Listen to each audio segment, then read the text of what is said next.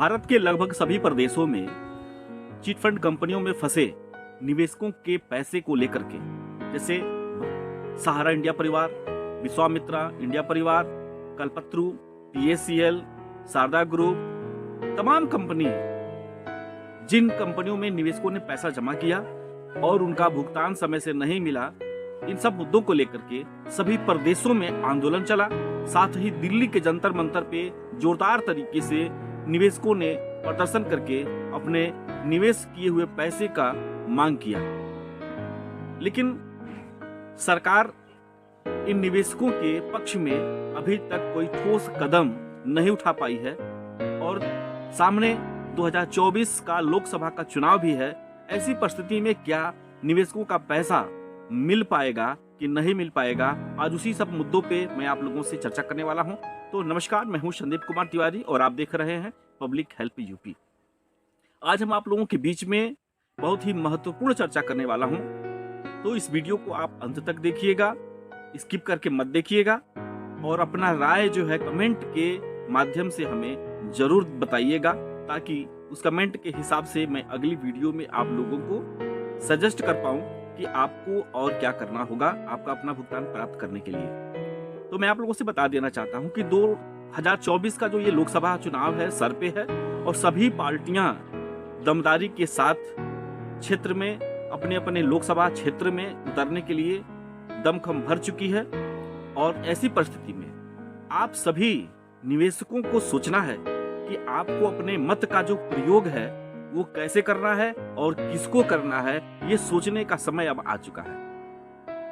क्योंकि आपका जो आंदोलन है, उस आंदोलन पे किस सरकार ने कितना आपके पक्ष में काम किया, कितना आपको सुना, ये सारी चीजें अब सोचने का समय आ गया है।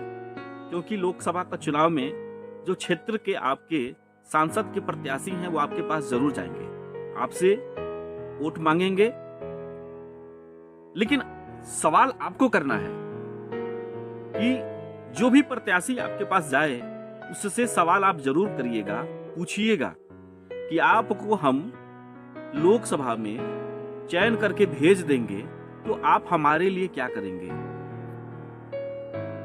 आप किस तरह का आवाज लोकसभा में उठाएंगे, हमारे लिए किस तरह का काम आप लोकसभा में जाकर करेंगे। जनता से जुड़ी हुई मुद्दों को आप जरूर रखिएगा, अपनी समस्या को आप जरूर रखिएगा कि क्या हमारी समस्या को आप लोकसभा में उठाएंगे या फिर चुनाव जीत करके आप अरबपतियों की लिस्ट में खुद शामिल होना चाहते हैं। यानी चुनाव में हम सभी भारत देश के जो नागरिक हैं, जो मतदाता लिस्ट में जिनका नाम जुड़ चुका है, वो वोट दे करके और लोकसभा में हम उनको भेजते हैं, उनको सांसद बनाते हैं, मंत्री बनवाते हैं, देश की गद्दी उनको सौंपते हैं, इस देश को चलाइए। लेकिन क्या आप इन देश के करोड़ों देशवासियों की पीड़ा को आप सभी समझते हैं? इस देश के करोड़ों लोगों की क्या पीड़ा है? हमने आपको वहां भेजा है इसलिए कि आप हमारी पीड़ा को लोकसभा में रखेंगे। आप हमारी पीड़ा तो दूर, आप अपना सॉल्यूशन कर लेते हैं जीतने के बाद। आप अगर लखपति हैं तो आप करोड़पति बन जाते हैं। कई शहरों में आपकी बिल्डिंग खड़ी हो जाती है, बैंक बैलेंस आपका लाखों से करोड़ों में चला जाता है। लेकिन जिस व्यक्ति ने आपको चयन किया, जिस व्यक्ति ने आपको चुन के लोकसभा में भेजा, वो वहीं का वहीं रह जाता है। तो आप इन वोटरों के लिए क्या करेंगे, ये जरूर आप पूछिएगा जब भी कोई प्रत्याशी आपके पास जाए। आप ये जरूर पूछिएगा कि देश के अंदर इतना बड़ा घोटाला हुआ है जो कि चीट फंड कंपनियों के माध्यम से हुआ है, कोई परिवार नहीं बचा है जिस परिवार को इन चिट फंड कंपनियों ने न ठगा हो। इन ठग कंपनियों ने निवेशकों का पैसा अपने कंपनी में निवेश कराया और निवेश कराने के बाद जब भुगतान का समय आया तो अपना अपना ऑफिस बंद करके और ये सभी फरार हो गए। इन फरार हुए कंपनी के डायरेक्टरों के ऊपर लगाम कसने के बजाय आपने निवेशकों को रोड पे उतार दिया। उनको उनका अधिकार नहीं मिल रहा है, आखिर उनका अधिकार कौन दिलाएगा? ये सब बातें, ये सब चर्चा अब समय आ गया है कि आप अपने क्षेत्र में जो भी प्रत्याशी लोकसभा का जाए उससे आप जरूर चर्चा करिएगा कि हम जब आपके पास गए थे अपनी समस्या लेकर के, तो आपने हमारी समस्या को कितनी बार सुना। चर्चा जरूर कीजिएगा, क्योंकि आपका एक वोट, जब आप अपना वोट देकर घर चले आएंगे तो 5 साल आपको यह इंतजार करना पड़ेगा कि हमारा एक वोट कहीं गलत दिशा में तो नहीं चला गया। तय आपको करना है कि सरकार कैसी आप बनाना चाहते हैं, जो आपकी पीड़ा को समझे या आपको पीड़ा देने वाली सरकार है उसको आप चयन करेंगे, जो आपकी पीड़ा को दूर कर सके ऐसी सरकार का आप चयन करेंगे। सोचना आपको है। तो आप अपने मत का जो प्रयोग है सोच समझ करके कीजिएगा। जरूर सोचिएगा कि 5 साल तक हम जिस व्यक्ति को वोट दे रहे हैं वो हम पे राज करेगा तो हमारे लिए क्या करेगा, हमारे लिए क्या करने वाला है, इस पे आप जरूर सोचिएगा। एक वोट आपके अधिकार को तय करता है कि आपके पास कितने अधिकार सुरक्षित हैं। कभी किसी जनता से पूछ करके सरकार कोई काम नहीं करती है। वो अपने तरीके से अपने वेतन, अपने भत्ते, वो सारी चीजें बैठ के तय कर लेते हैं, लेकिन जनता को हुई असुविधा को कैसे दूर किया जाए इस पे वो कभी नहीं सोचते। ऐसी परिस्थिति में हम सबको एकजुट होकर के और अपील करें कि एक वोट की कीमत बहुत बड़ी कीमत होती है। सभी लोग घर से निकले और मतदान करें, लेकिन मतदान किसे करें सोचना आपको है, तय करना आपको है कि चीट फंड कंपनियों में फंसे पैसे को कौन सी सरकार आपको दिला पाएगी। आपके अधिकार की बात कौन सी पार्टी कर रही है। आपके क्षेत्र से चुनाव लड़ने वाला लोकसभा का प्रत्याशी किन किन मुद्दों को लेकर के आपके पास आ रहा है, उसमें आपके पक्ष में कितने मुद्दे हैं, ये जरूर सोचिएगा। पूछिएगा कि हमारा जो चीट फंड कंपनी में पैसा फंसा है वो कब मिलेगा, और अब तक आपने नहीं दिला पाया तो आपकी क्या गारंटी है कि आप जीतने के बाद हमारा पैसा वापस करा देंगे। ये मुद्दा है जो अगर आप भटक गए तो फिर भटकते रहेंगे और आप का काम कभी हो नहीं पाएगा। सोचने वाली बात है, सोचने वाली बात है। आप जब किसी अधिकारी के पास जाते हैं अपने किसी काम को लेकर के, आपको वहां झुक के बात करना होता है। सर ये कैसे होगा? अधिकारी डांट के बोलता है चलो निकले यहां से चैम्बर से, और आप वहां डर के मारे चुपचाप उस ऑफिस से बाहर निकल आते हैं। क्या यही अधिकार है? यही अधिकार मिला है मुझे? हम जब किसी थाने पे जाते हैं, मैं पीड़ित हूं और जब मैं थाने पे जाता हूं तो मुझे और प्रताड़ित कर दिया जाता है। थाने पे जाने के बाद मैं सोचता हूं कि कहां से कहां मैं थाने पे आ गया, क्योंकि ये पता ही नहीं चलता है कि पीड़ित है कौन, क्योंकि पीड़ित के ऊपर भी मुकदमा लिख दिया जाता है और जो अपराधी है उसके ऊपर भी मुकदमा दर्ज किया जाता है। अपराधी के पास पैसा है तो वो पैसा थाने में खिलाता है तो उसकी ऊपर की जो धाराएं हैं वो कमजोर करके, और जो पीड़ित है उसी को और ज्यादा प्रताड़ित कर दिया जाता है। ये हमारे देश के अंदर जो है, जो संविधान है, जो कानून है, ये कभी सुधरने वाली नहीं है, क्योंकि सरकार इस पे कभी ध्यान ही नहीं देती है। तो ये सोचना आपको है। और तो और, अगर आप किसी दफ्तर में जाते हैं, आपका काम नहीं हुआ है, आपने पूछ दिया और आपने सवाल कर दिया कि मेरा ये काम है और इतने दिनों से आपके आगे टेबल पे पड़ा हुआ है, आपने इस काम को नहीं किया, या फिर वो अधिकारी अगर गलत काम करता है, अगर आपने आवाज उठा दिया कि तुम गलत काम कर रहे हो, ये ठीक नहीं है, वो कहता अच्छा तो तुम मुझे सिखाओगे, मुझे बताओगे कि मुझे काम कैसे करना है? देखो जी, सरकारी कार्यों में बाधा उत्पन्न कर रहा है, इसके ऊपर कई धारा लगाओ और इसको जेल में बंद करो। क्या यही अधिकार है? बस इसी अधिकार के लिए हम वोट दे करके सरकार बनाते हैं। सोचना आपको है, इस सभी बिंदुओं पे आपको सोचना है।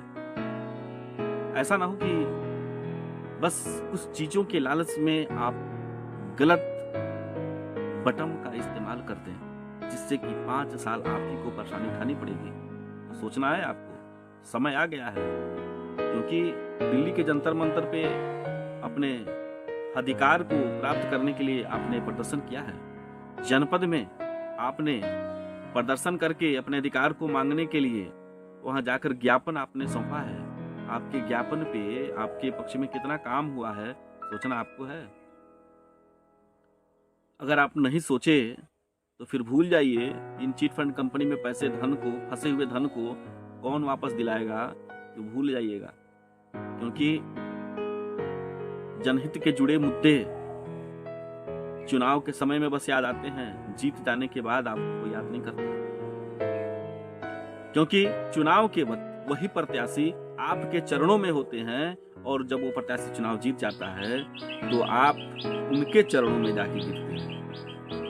आप उनको सांसद बनाएंगे और जीत जाएगा वो, तो आपके साथ वो उसका क्या व्यवहार होगा, ये सोचना आपको है।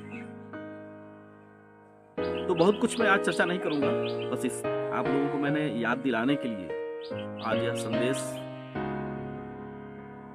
वहां की एक वीडियो मैंने आपको बनाया है कि सोच लीजिएगा, समय बहुत ही बलवान होता है और समय की ही कीमत होती है।